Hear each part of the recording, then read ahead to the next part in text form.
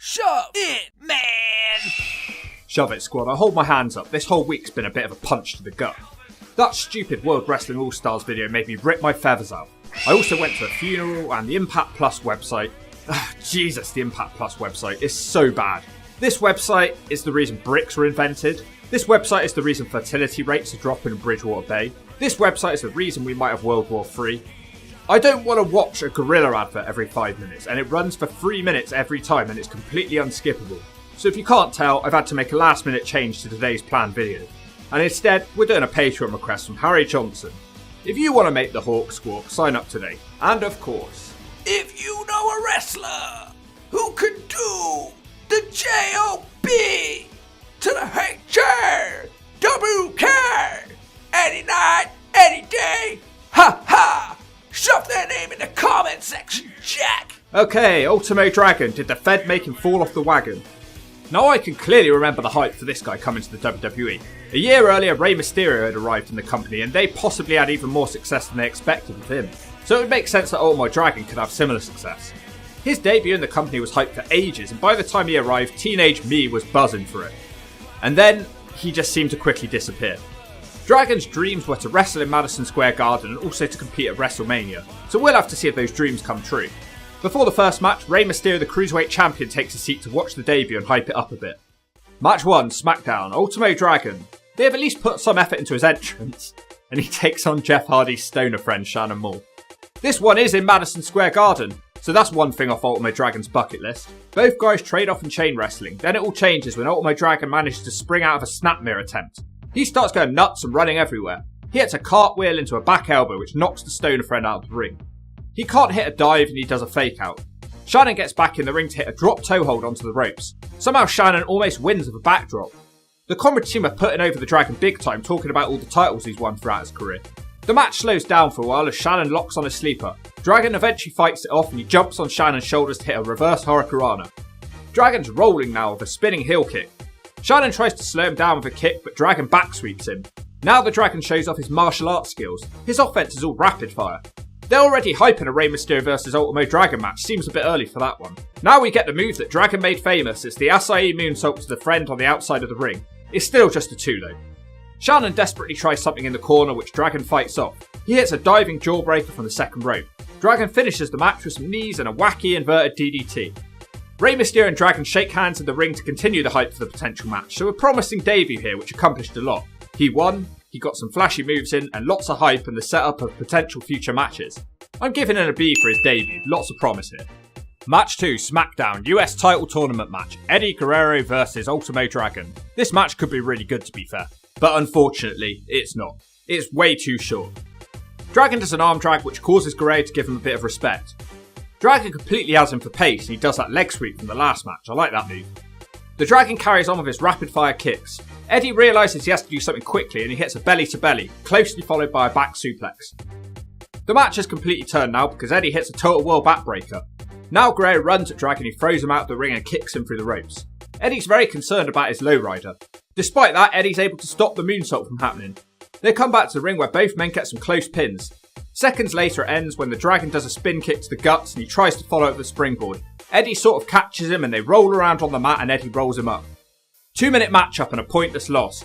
He feels like a complete afterthought. An S would be too harsh, but that's how I'm feeling right now. I'll give him a D in the hope it gets better. Match 3, SmackDown, Jamie Noble vs the Ultimo Dragon. We start with a test in strength which ends with a head scissors from Dragon. He starts putting on a leg scissors which doesn't last long. Noble bridges out of it, but the Dragon holds on and drop kicks him. The pace quickens now as Dragon flips out of a back body drop attempt. He sweeps Noble's legs out. Noble's sent through the second rope to the outside and Dragon crashes down on top of him with an acai moonsault. Dragon gets him back in the ring now, but he can't hit his dive as Noble catches him with a drop kick. Noble's looking for a tiger bomb when the ass and the man walk out smiling. Noble's been trying to sleep with Tori Wilson lately, so that's what that's about. Noble's too distracted and Dragon wins with a nice roll up. Too short again, it's a D. He's not getting the crowd reactions either.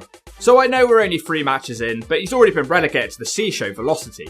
We don't count minor shows for Ring of the Hawk, but he went there for the next 2 months, so it's not exactly going well for him. Match 4, SmackDown, Tajiri vs Ultimo Dragon in a non-title matchup.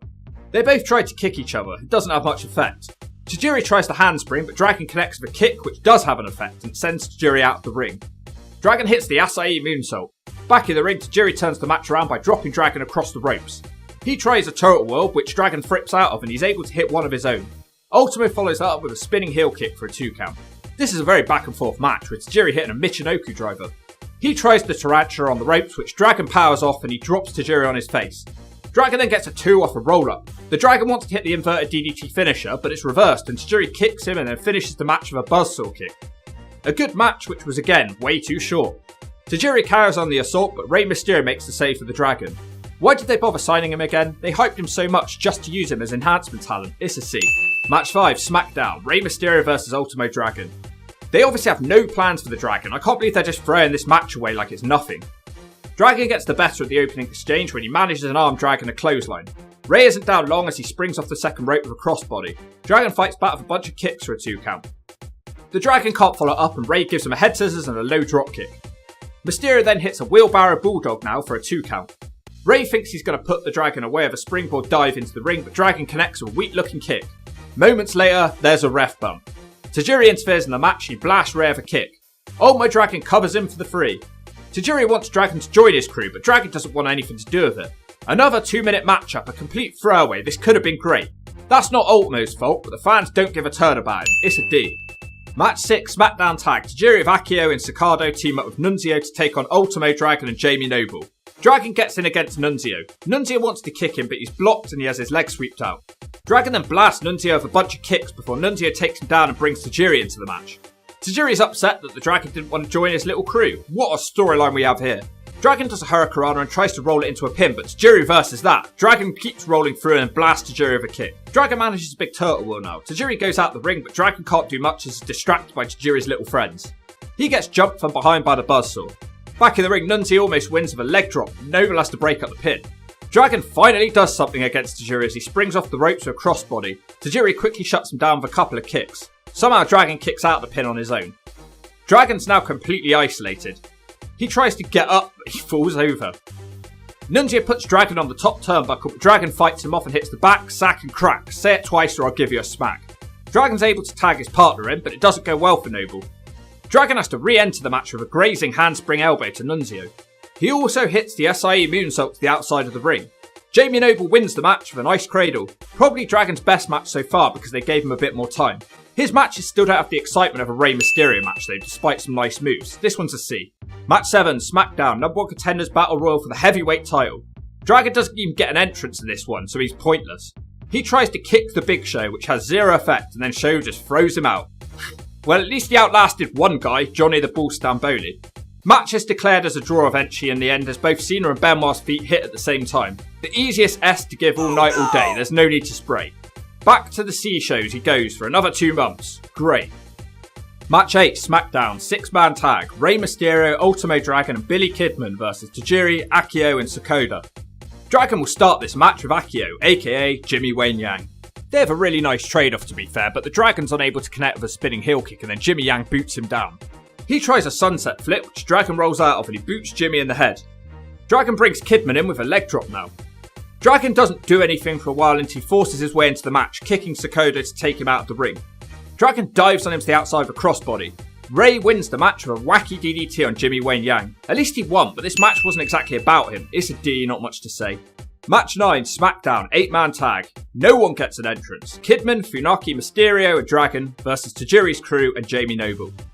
Dragon starts with a Japanese arm drag. He also boots Tajiri in the face for a 2. He tags out quickly though because he's not important enough to get any more screen time. Funaki's in the isolation zone for a very, very long time. He eventually hits a bulldog and has a chance to leave the match. He tags Mysterio though. We can't let Dragon do anything interesting, we can't possibly tag him in. The match breaks down and Dragon's able to throw some kicks and dive on Tajiri on the outside. Rey Mysterio wins with a Hurricanrana pin. This was the longest match so far, but Dragon still did nothing. All that hype for nothing. It's like there's too many cruiserweights here at the same time. It's an S.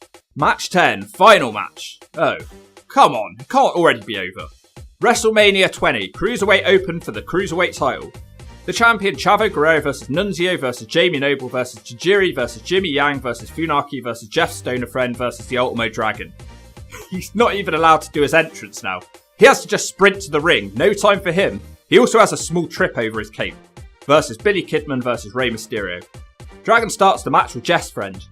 Shannon scores the first knockdown for a 1 count. Dragon quickly sweeps his legs out for a 1 of his own. Dragon now does another roll up, but it's not enough. Shannon crushes Dragon with a back suplex for a 2.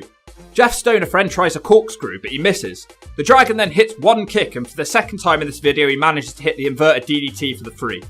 Jamie Noble's in next with a clothesline on the Dragon. He tries a back body drop which Dragon flips out of and he starts to kick Noble. Dragon wants to do a moonsault on him, but he misses. He tries his inverted DDT, but Noble reverses that into a net breaker. Noble quickly locks on a submission and it's over. And all of that took place in 2 minutes and 15 seconds. That's how little the WWE cared about the Ultimo Dragon. The match is won by Chavo Guerrero, who pinned Rey Mysterio by cheating.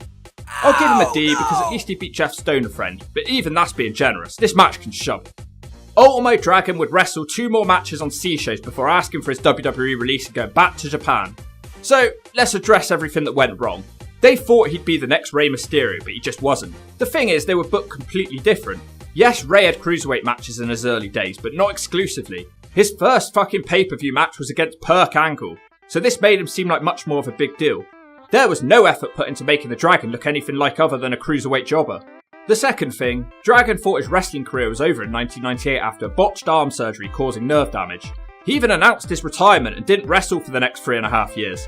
That's a lot of time to take out of wrestling. This injury caused him to change his balls-to-the-wall style that I think the WWE were expecting from him when they signed him. He did spend half of 2003 wrestling in Japan before the WWE signed him, but maybe his buzz had faded. Rey was booked as a bigger deal in WCW and was an ever-present on TV. He didn't take any time off. I think it was unfair to expect Dragon to have the same impact as Rey. Vince and the backstage writers apparently soured on him straight away and found him boring. Vince also didn't like his trip at WrestleMania. So we need to shove this guy a final grade for Ring of the Hawk. I thought he'd have a couple of good matches, but there was literally none. He was past his best. That's not his fault, but I have to grade what's in front of me, and what I saw was an S. I wouldn't want to sign him for the Ring of the Hawk roster. He looked like a luchador imposter.